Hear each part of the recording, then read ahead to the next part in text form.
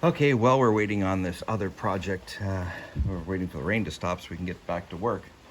Time for a quick tip and trick, and this one is, first one, bolts and nuts in sockets. So a lot of times you will have to put a bolt, or a spark plug is a perfect example.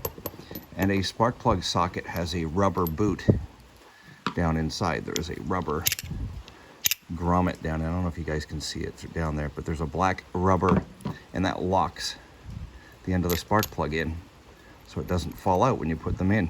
But a lot of times those things fall out, they get lost, whatever. And this will work with any bolt that you have to hold inside of or nut that you have to hold inside of a socket. Take a piece of electrical tape, you can use masking tape as well, lay it inside, and then stick the bolt in. It will hold it. Again, this has got the boot in it, but let's not lock the boot in. So there, no boot. Well, there. It will stick. Second part, screws. Same type of thing.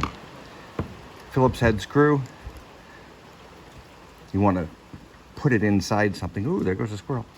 You want to put it inside something and turn, but you've got a long reach and you have to try, and you're not able to hold it. But you'd like it to stick to the edge of the screwdriver. Well, sometimes they stick a little bit. Usually they don't. Any type of grease, dielectric grease is what I'm using right now. It doesn't matter. Grease is grease. It's sticky. Put a little dab on the end of the screwdriver.